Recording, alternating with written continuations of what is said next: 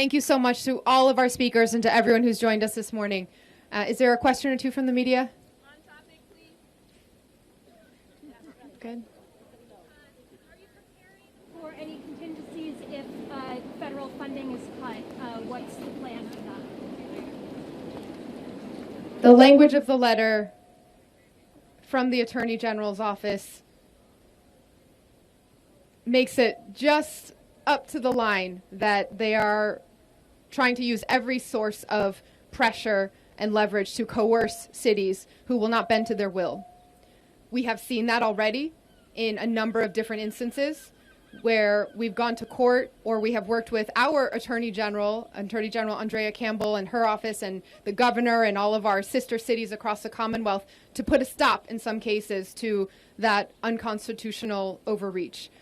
With the example of our continuum of care funds, it was some $40-some million in annual grant funding that the City of Boston receives every year to tackle homelessness and to address issues for all of our community members who are experiencing housing instability.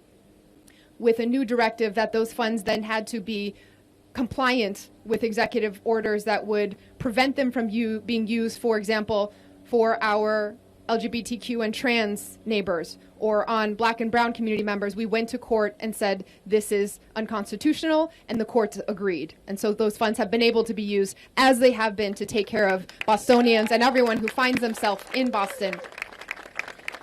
We have a similar situation with some of the public safety grants that have come up, the UASI grants, again, that the city has received for 22 years now to address counterterrorism, border security, and provide regional infrastructure for things like regional radio access so that all of our public safety agencies can communicate with one another.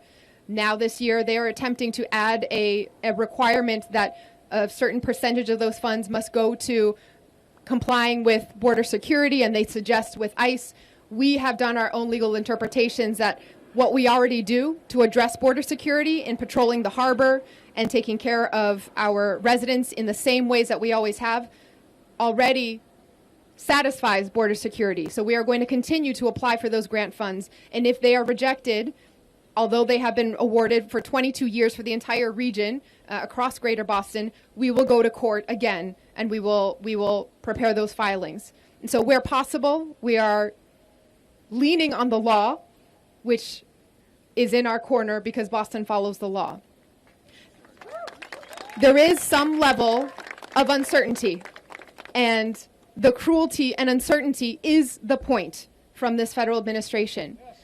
But when we're confronted with these impossible choices, right, do you stay silent and comply to try to avoid some unknown, uncertain, huge threat?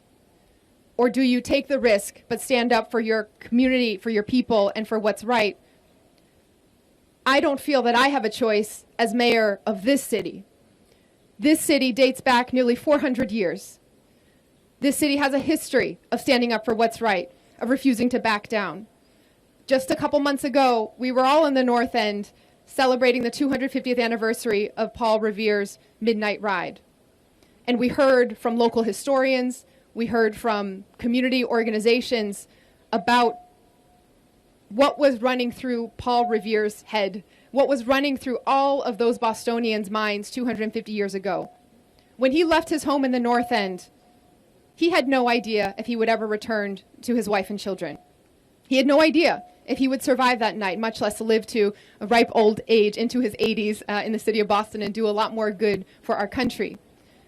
All of the founders that we think about now as founding fathers and the mothers whose stories weren't included, the people of color whose stories weren't included, all of those founders had no idea that their actions, first with the protest, then with some tea in the harbor, then standing up, pushing back, would lead to a skirmish, a battle, a war, in which over the course of 8 years, they would give birth to a new country.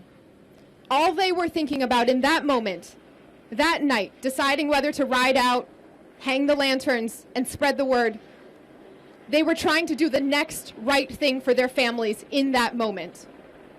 That is who we are as a city, and that is what we are doing today. We are doing the next right thing for our Boston families and for our community members in this moment, and that is what we are going to continue to do.